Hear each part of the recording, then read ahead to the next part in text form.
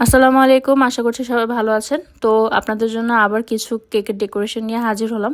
তো এখন যেহেতু রোজার মাস চলছে, তো ভিডিও অনেকই করা হয়, বাট সেগুলো এডিট করে ভয়েস দিয়ে আর কি ভিডিওগুলো পাবলিশ করতে আর ইচ্ছে করে না লাস্ট সময়ে গিয়ে।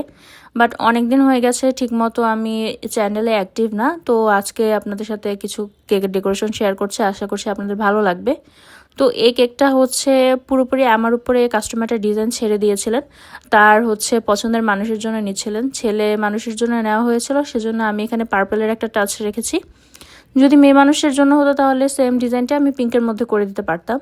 তো যেহেতু বয়েজদের জন্য, সেজন্য এই টাইপের কালারটা আমার কাছে বেস্ট মনে হয়েছে। আর আপু যেহেতু কোনো ডেকোরেশন বলে দেননি, তো কমপ্লিট করার পর আপুর কাছে পিকচার পাঠানোর পর আলহামদুলিল্লাহ আপুর কাছে খুবই ভালো লেগেছে। তো এটা ছিল হচ্ছে 1.5 পাউন্ডের মধ্যে চকলেট ফ্লেভারের মধ্যে কেকটা। তো আমি সবসময় হচ্ছে কেক ডেকোরেশনের আগে ক্রাম কোটিং করে প্রায় 1-1.5 ঘন্টা ফ্রিজিং করে নিই, তাহলে হচ্ছে ডেকোরেশনের সুবিধা হয়। আর এই কেকের ডেকোরেশনটাও সিম্পল ছিল, জাস্ট 1M নজল আর হচ্ছে আরেকটা কি নজল জানি, নামটা ভুলে গিয়েছি, সেই নজল দিয়ে ডেকোরেশনটা কমপ্লিট করে ফেলেছি। সিম্পলের মধ্যে এই টাইপের কেকগুলো কিন্তু অনেক সুন্দর লাগে।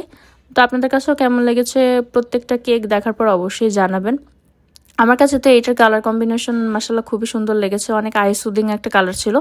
কারণ পার্পল কালার করলেও কালারটা ডিপ করিনি, অনেকটা ল্যাভেন্ডার কালারের মধ্যেই করেছি।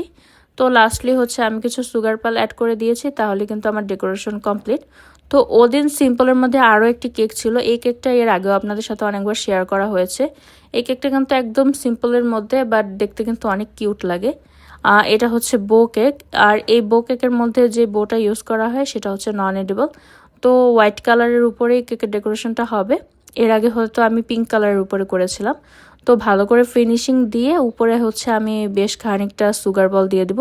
বাট এই ডেকোরেশনে হচ্ছে বড় সুগার বলগুলো ইউজ করা হয়।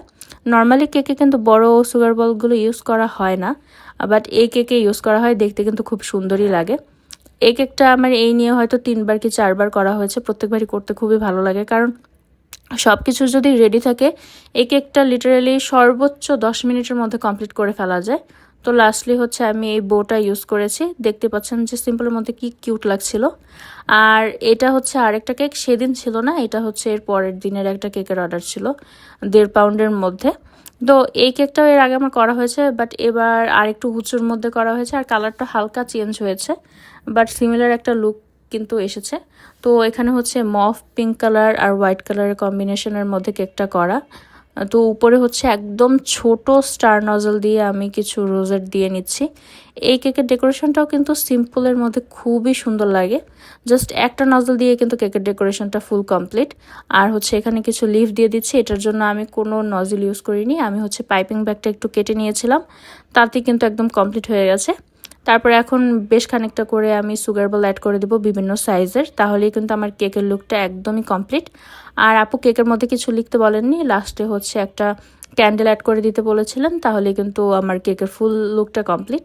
তো আশা করছি আজকের এই ভিডিওটা আপনাদের ভালো লেগেছে। যদি ভালো লেগে থাকে তাহলে অবশ্যই লাইক, শেয়ার এবং কমেন্টের মাধ্যমে আমার চ্যানেলের পাশেই থাকবেন। আসসালামু আলাইকুম।